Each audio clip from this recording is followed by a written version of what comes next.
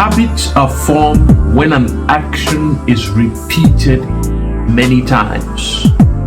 You see, the mind is divided into three major parts, and they are the superconscious mind, the conscious mind, and the subconscious mind. The superconscious mind perceives things that are of a spiritual nature. Now, the conscious mind perceives things that are current, like what is happening now. But the subconscious mind, which I understand forms about 80% of mental power, works without even you knowing it. The subconscious mind takes over processes that have become burdensome to your conscious mind to allow your conscious mind concentrate on current things. That means it takes away processing burden from the conscious mind and then process it subconsciously. For example, you are constantly breathing, but you never think about it because your subconscious mind has taken over that activity to free up your conscious mind to watch what you're watching right now. Because you have been walking all your life, whenever you walk, you don't think about each step. Those things happen subconsciously so that your consciousness can concentrate on looking at where you are going. So once you do the same thing very often, after a long time, the subconscious mind will take it away from your consciousness and begin to do it subconsciously. So a habit is an act which has gone out of your conscious control. Once it's become a habit, you no longer have a reason for doing it. It's simply a part of you.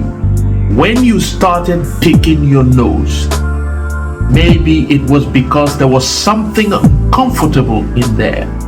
But once it becomes a habit, you will do it before you even realize you're doing it. You have lost control. But the worst part of it is that if that habit continues for a very long time, it will descend further into another depth called the primordial mind. And anything that goes down to that depth will register in your blood. And that means that any children you will have after that may likely come with that habit. So it is not only material things that you can leave for your offsprings, but also habits, either good or bad.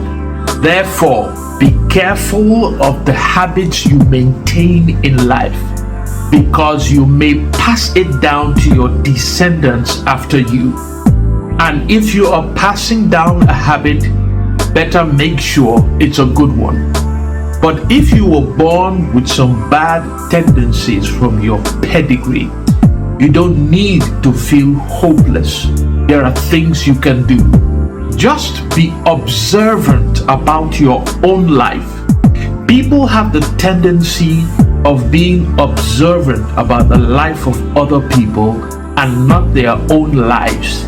Just be self-aware, and if you find any tendencies that you don't like, simply form another habit that is opposite to the one that you want to change, because it only takes a habit to kill a habit. Use the new habit to kill the old habit so that you can pass on something better than was passed on to you.